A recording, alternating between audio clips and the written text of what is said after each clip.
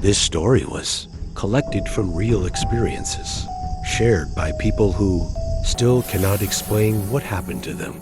And although the names, places, and small details were changed to protect their privacy, the fear they described was real. And before you listen any further, understand that this is not just a story meant to scare you. It is a story meant to be felt, because a young man once moved into a quiet rental house in a small North American town, believing he had found a peaceful place to start over. And for the first few days, the house felt normal, calm, almost comforting. But very slowly, the silence inside the house began to feel thicker, heavier, like the walls were listening. And every single night at exactly 3:17 a.m., he began to hear slow footsteps just outside his bedroom door. And at first, he told himself it was just the pipes expanding, just the old wooden floors reacting to the cold, but the sound never changed and never stopped. And now, before the story becomes darker, put your phone down, stop moving your fingers, sit very still, and listen with your full attention, because this is the part that works best when you do not look at your screen. And one night he quietly placed his phone against the cold wall to record the sound. And when he played the recording the next morning, there were no footsteps, no strange sounds, no clear explanation, only his own shaking voice whispering, "Please don't stand so close to me," even though he had no memory of saying those words. And from that moment, nothing inside the house felt safe anymore.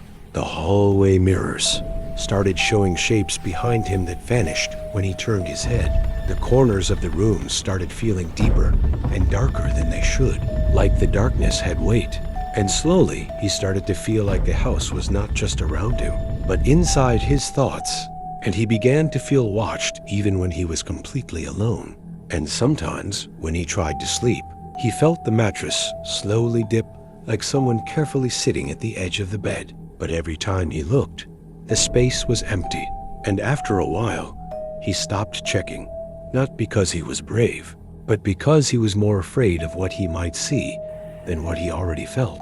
And in the deepest part of the night, when the world outside felt completely silent, he finally heard a calm voice behind him say, "You stopped running." And even though he moved out of that house soon after, the story did not end there, because he later admitted to me that he could never truly leave it. He said the house followed him in quieter ways, in the way the air feels heavier at night, in the way shadows seem to move when you are not looking directly at them, in the way mirrors sometimes feel like windows instead of reflections. And now, as you are listening to this, sitting quietly in your own room, you may begin to notice that your surroundings feel a little more silent than they did before. And you may start to wonder whether the quiet in your room is normal silence, or the kind of silence that feels like it is waiting. And if you feel that strange stillness, remember this: the fear he felt did not stay in that house. It moved through the story, and stories only feel alive when someone is listening. Now listen to another beautiful story, because this one happened to one of my close friends who never fully recovered from what he experienced. And even today, he refuses to talk about it in bright rooms, because everything started when he moved into a student dorm near a quiet American forest, thinking it would be a peaceful place to focus on his life. And at first, everything felt normal.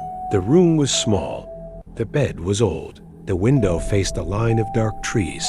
But every single night, just a few minutes after the lights were turned off, he began to hear slow scratching sounds coming from the wall near his pillow. And at first, he thought it was just rats or branches touching the building.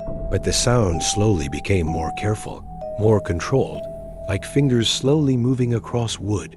And one night, before fear took over completely, he placed his phone down, closed his eyes, and tried to understand whether the sound was real or just his imagination.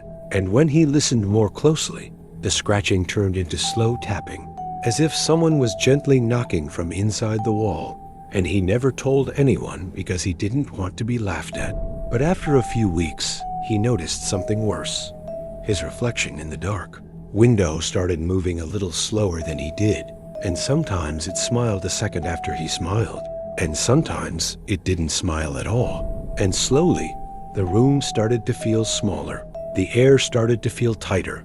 And one night, the tapping stopped completely, and the silence felt deeper than any noise.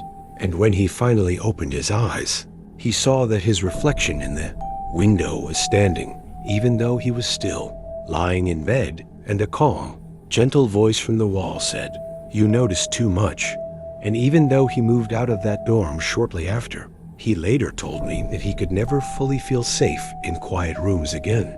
And sometimes when he visits old buildings, he still hears gentle tapping coming from inside the walls. Not loud, not threatening, just slow and patient, like something waiting for him to listen.